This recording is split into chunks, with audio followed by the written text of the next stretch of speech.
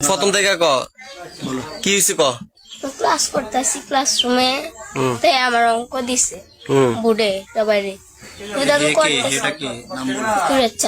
নাম কি তা কুশাদ হ্যাঁ কুশাদ অঙ্ক দিছে সবাই করতেছে আমিও করছি যাই আমি অঙ্ক করতেছি যাই আমার 2-3 বার করে আমি হাত দিয়ে আওয়াজ করে রাখছি।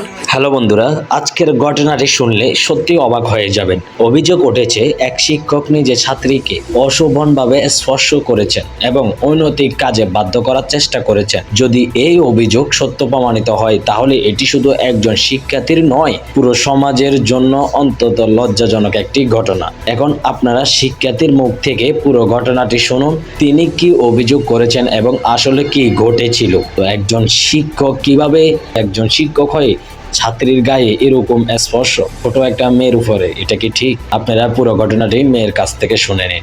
বুকে চাপ দিছিস তুই কেরো কইছত না তুই বাসিলান দিছত না তুই না কেরে ভয় পেয়েছে।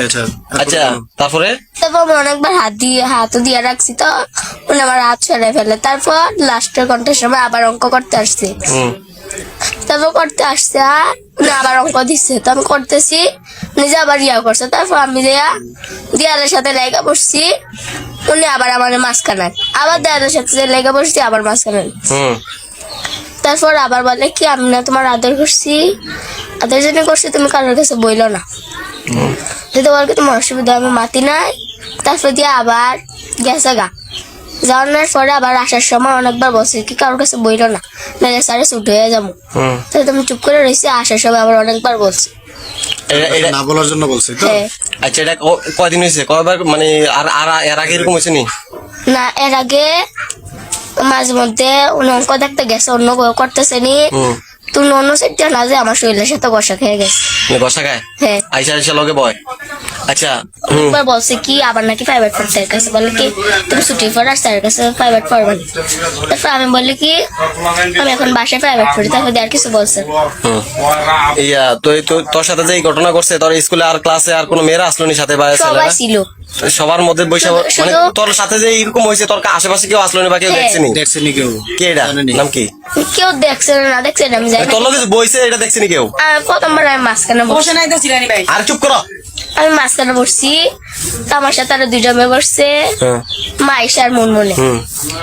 তারপরে দিয়ে আবার লাস্ট ঘন্টার সময় উঠে গেছে গা, তো আমি আর মনমনে বসে রয়েছি, আমি একবার দেয়ালের সাথে বসে পড়ছি।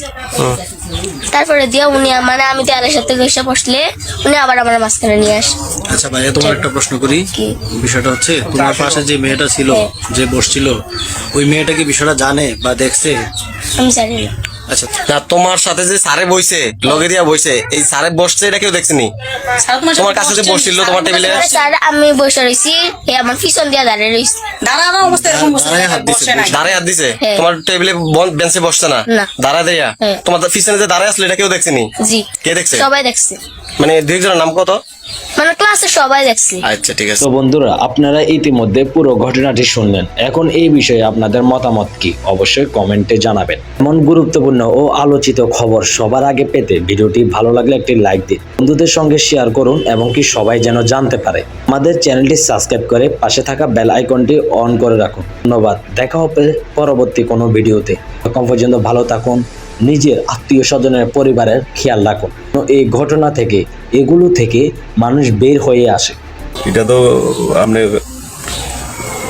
কোনটা কাছে বুঝছেন না, আপনি বুঝছেন নি?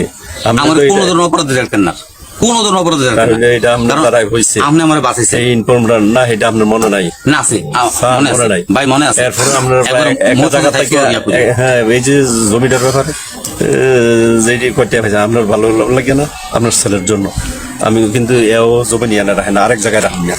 তারপরেও আপনার উদ্ধার হোক, আপনার ছেলেরা কাজে লাগুক।